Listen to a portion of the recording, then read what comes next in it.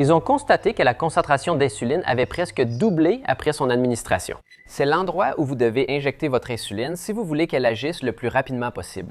J'ai réuni 4 étapes qui ont fonctionné pour moi et sont scientifiquement prouvées pour accélérer l'action de l'insuline. J'ai récemment vu une vidéo à ce sujet sur la chaîne Diabetes Digest, qui est d'ailleurs une excellente ressource. Ces étapes sont les plus efficaces lorsque vous les combinez et lorsque vous faites les 4 choses dont je vais parler. Alors, allons-y.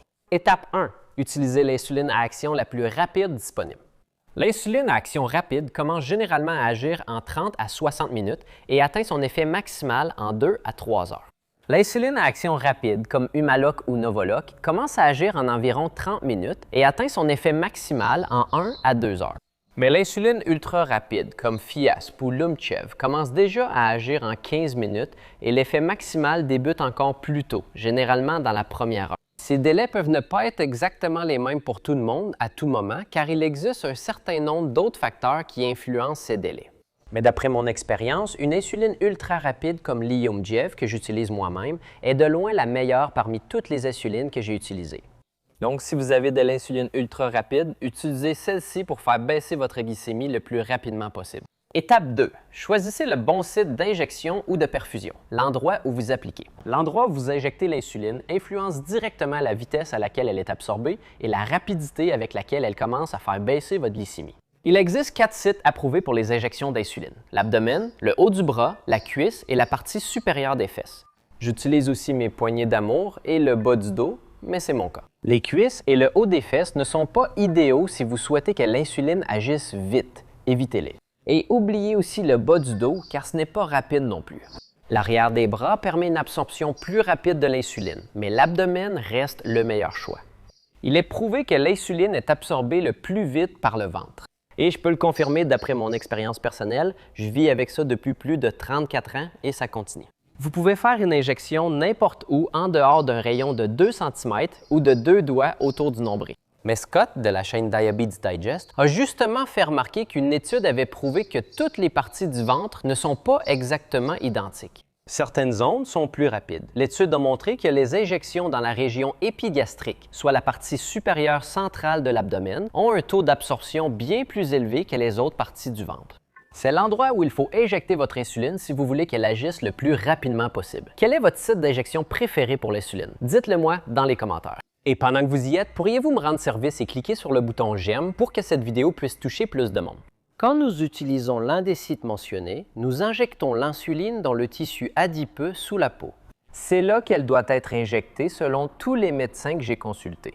Le tissu adipeux n'est en fait pas l'endroit où l'insuline s'absorbe le plus vite. Selon une autre étude que j'ai trouvée, le taux d'absorption d'un muscle dépassait de 50 % celui du tissu voisin. Si jamais vous touchez un muscle par erreur, vous savez probablement que c'est très douloureux. Et il y a aussi un risque plus élevé d'infection. Je ne suis pas médecin et je ne vous conseille pas d'injecter dans un muscle. Apparemment, c'est une façon d'accélérer l'action de votre insuline. Il reste 2 étapes à voir, passons à la 3e. De nombreuses études ont prouvé qu'augmenter le flux sanguin dans la zone où vous injectez l'insuline augmentera le taux d'absorption, ce qui fera agir l'insuline plus rapidement. Vous pouvez le faire en massant la peau dans et autour de la zone où vous injectez ou en appliquant une source de chaleur locale à l'endroit où vous faites l'injection. J'aimerais recevoir un massage à chaque injection, mais personne ne veut le faire pour moi.